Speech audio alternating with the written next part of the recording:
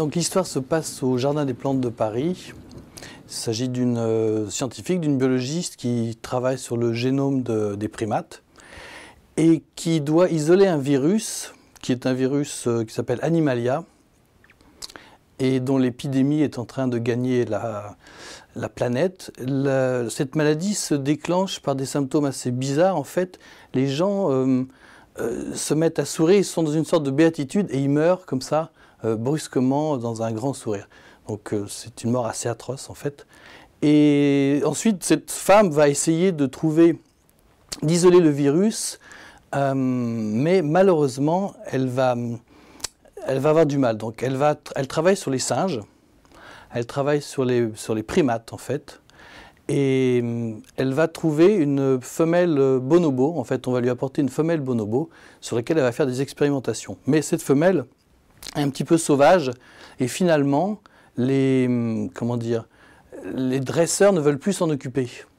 Donc, elle est obligée de chercher quelqu'un. Et elle trouve une sorte de clochard, plus un peu un prophète, un homme assez étrange qui va essayer de s'occuper avec elle de la femelle bonobo. L'histoire, c'est que l'épidémie gagne de plus en plus et qu'il faut absolument trouver un remède, un antivirus très rapidement. Donc, à eux trois, ils vont essayer finalement de sauver l'humanité.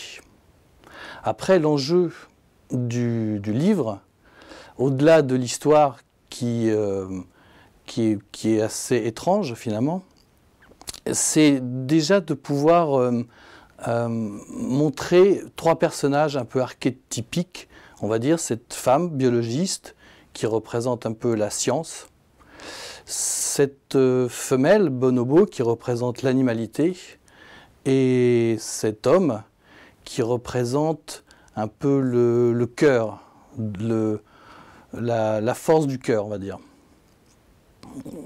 Dans le livre, ce qui est important aussi, c'est l'aspect littéraire, parce que l'enjeu est très littéraire, à savoir que tout va être à partir de sensations. Le lecteur va se retrouver un peu à l'intérieur des sensations du singe, à l'intérieur des sensations du prophète et à l'intérieur des sensations de la biologiste.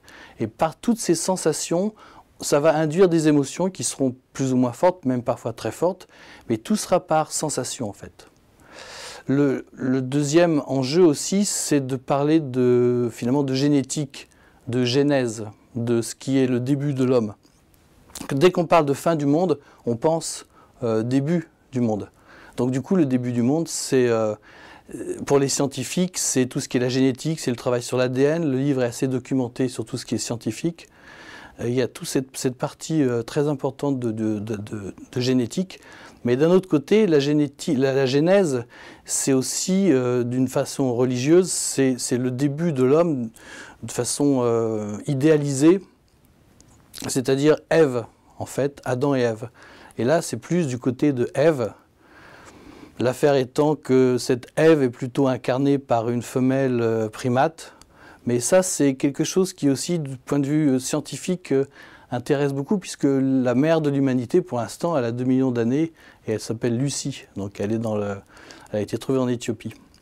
Donc il y a tous ces réseaux de symboliques qui se recoupent, avec une histoire assez forte, assez tendue, avec beaucoup de sensations qui appellent à une lecture poétique, et en même temps à toute une réflexion philosophique sur l'homme, la femme, la mort, etc.